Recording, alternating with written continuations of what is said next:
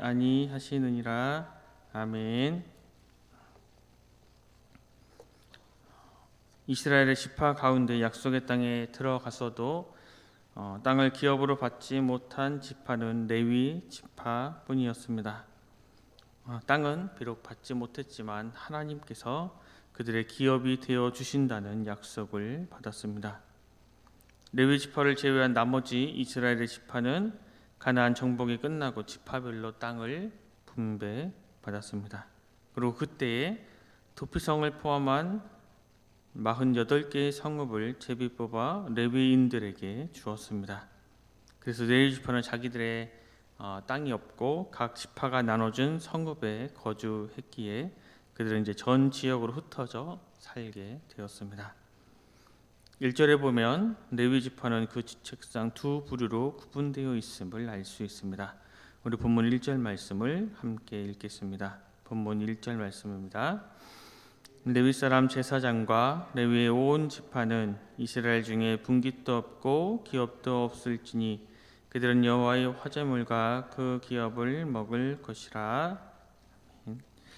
레위 지파는 제사장 그리고 일반 레위인으로 구분되었습니다. 제사장은 레위 지파 중 특별히 아론의 후손들만이 될 수 있었고 그 외 일반 레위인들은 제사장들을 보좌하는 역할을 담당했습니다. 제사장이든 또 일반 레위인이든 그들은 기업을 얻지 못했습니다. 여기서 기업을 얻지 못했다라는 것은 땅을 분배받지 못했다라는 말인데 그 이유를 2절에서 이렇게 이야기합니다. 그들이 그들의 형제 중에서 기업을 가지지 않을 것은 여호와께서 그들의 기업이 되심이니 그들에게 말씀하심 같으니라. 여호와께서 그들의 기업이 되어 주셨기 때문에 그들은 기업을 받지 못했다 말씀합니다. 그런데 여호와께서 그들의 기업이 되신다는 것은 바로 여호와께서 그들의 모든 생활을 책임져 주신다는 뜻입니다. 이스라엘의 지파 가운데서 레위 지파를 제외한 나머지 지파는 자신들이 할당받은 땅에서 자신들이 직접 먹을 소산물을 거둬야 했습니다. 하지만 레위 지파만큼은 그들이 할당받은 땅이 없었기에 그들이 먹을 소산물을 그들이 직접 거둬들이는 게 아니라 바로 하나님께서 맡기신 그 책임을 다 감당하면 그들의 다른 문제는 바로 하나님께서 직접 책임져 주겠다라고 약속하신 것입니다. 이스라엘 백성들은 스스로 자신들은 하나님께 선택된 백성이다, 선민이다라고 부릅니다. 하나님께서 선택해 주셨다는 의미이지요. 그런데 그 중에서도 레위 지파는 선민 중에 선민인 것입니다. 하나님을 기업으로 받았기에 그들의 삶을 하나님께서 책임져 주시는 바로 선민이다라는 의미입니다. 지금도 이스라엘 백성들은 이 땅의 많은 민족 가운데 하나님께서 특별히 자기의 민족을 택해 주셨다, 자기의 민족을 선택하셨다라는 자부심이 아주 대단합니다. 어쩌면 그 선민의식 때문에 살아가는 민족이라고 할 수도 있습니다. 때문에 레위인만큼 나는 하나님께 선택받은 백성이다 라는 이 선민의식이 강한 지파는 없었을 것입니다. 그러나 장점이 있으면 단점도 있습니다. 선민 중에 선민이다, 우리는 하나님께서 책임져 주셨다라는 장점이 있지만 자기의 가족의 생계를 스스로 책임지는 것이 아니었기 때문에 불안정한 삶을 살 수도 있었습니다. 이어서 3절에서 4절 말씀을 제가 읽겠습니다. 제사장이 백성에게서 받을 몫은 이러하니 곧 그 드리는 제물의 소나 양이나 그 앞다리와 두 볼과 위라. 이것을 제사장에게 줄 것이요 또 내가 처음 거둔 곡식과 포도주와 기름과 내가 처음 깎은 양털을 내가 그들에게 줄 것이니. 제사장은 백성들이 하나님께 바치는 각종 예물과 제물 중에서 특별히 제사장의 몫으로 규정된 것들을 받음으로 그들의 생활의 문제를 해결했습니다. 이처럼 제사장의 몫이 아주 구체적으로 제시된 이유는 백성들로 하여금 아무런 불평이나 논란이 없이 적정한 음식을 제사장에게 제공하기 위함이고 또 제사장들로 하여금 그 규정된 적정한 음식 외에 백성들에게 더 많은 것을 요구하지 못하게 하기 위함이었습니다. 그렇다면 오늘날 레위인들은 누구일까요? 우선적으로는 목회자일 것입니다. 그러나 우리 모든 성도들은 구약시대 레위인처럼 하나님을 섬기도록 세상으로부터 거룩히 구별된 영적 레위인임을 우리는 기억해야 합니다. 물론 오늘날 많은 성도님들이 목회자와 같이 정적으로 하나님을 위해 헌신된 사람들을 제외하고는 다 직업을 갖고 있고 거기서 나오는 수입으로 생계를 유지합니다. 그러나 우리 성도님들 또한 궁극적으로 볼 때 세상에서는 분깃이 없는 자들입니다. 하나님은 이 세상을 오직 세상 사람들의 기업으로 주셨고 우리는 이 세상으로부터 불러내셨습니다. 때문에 우리는 이 세상을 살아갈 때에 이 세상의 것에 소망을 두는 것이 아니라 영원한 하늘나라에 우리의 소망을 두고 우리의 시선을 두고 그것들을 향해 나아가야 하는 하나님의 거룩한 백성임을 우리는 기억해야 합니다. 이어서 하나님께서는 이스라엘 백성들에게 가나안 땅을 정복한 후에 그곳에 현 주민들의 가증한 행위를 본받지 말라라고 말씀하셨습니다.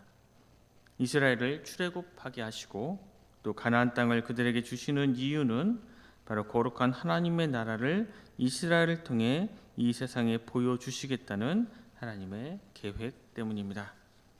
그리고 그 거룩한 나라를 세우기 위한 첫 번째 조건은 바로 그곳 현주민들의 그런 가증한 풍속을 본받지 않는 것입니다. 모세가 말하는 그들이 본받지 말아야 할 그곳 주민들의 가증한 행위란 바로 10절에서 11절 말씀에 언급하고 있습니다. 10절에서 11절 말씀에 보면 그의 아들이나 딸을 불 가운데로 지나게 하는 자나 점쟁이나 기둥을 말하는 자나 요술하는 자나 무당이나 진언자나 신접자나 박수나 초혼자를 너희 가운데 용납하지 말라. 모세는 지금 이방인들의 가증한 풍습 가운데 미신적이고 주술적인 행위를 결코 본받지 말아라 라고 아주 강력하게 경고하고 있습니다. 가나안에 살고 있던 그 민족들이 가나안 땅에서 쫓겨난 표면적인 이유는 바로 하나님께서 이스라엘 백성들에게 가나안을 기업으로 주셨기 때문이었습니다. 그러나 아무런 죄도 없는 가나안 그 주민들이 그들의 땅에서 쫓겨난 것은 아니었습니다. 그들이 쫓겨난 실제적인 이유는 그들이 가증한 우상 숭배를 비롯해 온갖 사악한 풍습으로 인해 바로 하나님께서 징벌을 내리셨기 때문입니다.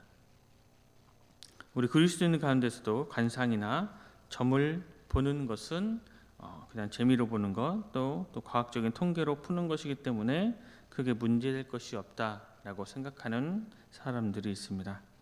그리고 집안에 큰 일이 있거나 여러 가지 일들이 있을 때 점쟁이를 찾아가 묻기도 하고 또 그들이 특별히 선택한 날짜를 택하기도 합니다. 그런데 과연 이런 모습들이 과연 참된 그리스도의 모습인가? 우리는 생각해 보아야 합니다. 이것은 엄연한 잘못입니다. 관상이란 그 사람의 상을 보고 운명을 판단하고 다가올 환은 면하고 복을 누리려는 법이다 라는 것이 사전적인 의미입니다. 그 사람의 얼굴이나 생김 또는 신체적인 특징을 보고 기둥을 밝혀낸다는 것이 바로 관상입니다. 바로 하나님을 의지하지 않고 내가 나의 아버지 되시고 나의 전부 되시고 나의 모든 것 되시고 이 세상의 창조주 되신 하나님 아버지를 믿고 의지하는 것이 아니라 인간적인 마음으로 인간적인 방법을 가지고 인간들을 의지하는 것, 그것이 곧 점을 보고 관상을 보는 것입니다. 이것은 무속신앙, 우상을 섬기는 것이지 우리 그리스도인들이 가져야 할 신앙의 모습은 결코 아닌 것입니다.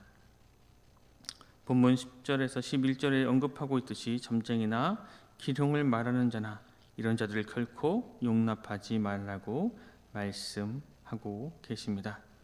이런 행위를 따라하는 것은 이방인들의 가증한 행위를 본받는 것입니다.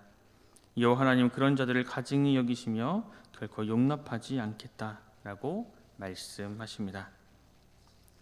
모세가 이스라엘 백성들에게 우상을 쫓지 말라, 그들의 가증한 행위를 본받지 말라 강력하게 경고한 이유는 바로 미래에 대한 불확실성으로 백성들이 두려움에 사로잡혀 있었기 때문입니다.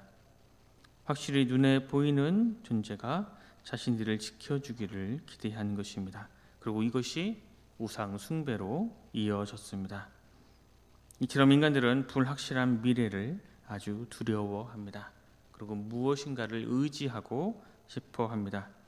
미래를 보고 어떠한 미래가 닥치는지를 알고 싶어 합니다. 그리고 모세는 그 미래를 밝혀줄 선지자를 하나님께서 세워주실 것이다 라고 예언합니다. 15절 말씀을 보면 내 하나님 여호와께서 너희 가운데 내 형제 중에서 너를 위하여 나와 같은 선지자 하나를 일으키시리니 너희는 그의 말을 들을지니라. 이스라엘 백성들에게 선지자를 보내주겠다라고 말씀하신 이유는 이스라엘 백성들이 두려움에 떨고 있었기 때문입니다. 그들은 스스로 하나님 앞에 나가 하나님의 말씀을 듣는 것 그 자체를 아주 두려워했습니다. 그래서 자신들에게 대신 전해줄 선지자를 보내달라고 이야기했습니다. 오늘 살아가고 있는 우리는 이렇게 두려움에 떨 필요가 결코 없습니다. 우리는 예수 그리스도를 통해 하나님께 두려움 없이 나아갈 수 있는 그리스도인이 되었습니다. 예수 그리스도는 하나님과 인간 사이의 중보자가 되셔서 막힌 담을 허물어 우리와 하나님 사이를 화목하게 하시는 새로운 언약의 중보자가 되셨습니다. 때문에 우리는 하나님과 인간 사이의 온전한 중보자가 되신 예수 그리스도를 더욱 의지함으로 하나님과 더욱 깊은 교제를 가져야 합니다. 구약 시대를 살고 있는 사람들은 결코 상상할 수 없는 일입니다. 그때는 모세처럼 특별한 사람들만 하나님과 깊은 교제를 나눌 수 있었지만 이제 예수 그리스도를 믿는 사람이라면 누구나 하나님과 깊은 교제를 나눌 수 있게 되었습니다. 이 풍성한 은혜를, 이 놀라운 사랑을 우리는 예수 그리스도를 믿음으로 누릴 수 있게 되었습니다. 이 풍성한 은혜, 이 놀라운 은혜, 이 사랑을 풍성히 누리며 예수 그리스도를 통해 하나님과 깊은 교제를 나누는 우리 순천은총교회 모든 성도님들 되시길 간절히 소망합니다. 기도하겠습니다. 하나님, 오늘도 우리에게 새로운 한 날을 주셔서 주님의 말씀을 듣고 묵상하며 또 하루를 시작하게 하시니 감사합니다. 주님, 우리를 이 땅의 레위인으로 선택하시고 이 세상에 분깃을 주시는 대신 하나님을 기업으로 삼게 하시니 감사합니다. 이 세상에 영원한 것이 없기에 이 땅의 모든 것은 허무하고 또 허망한 것임을 알게 해 주셔서 영원한 하늘을 소망하며 살 수 있도록 인도해 주시니 감사합니다.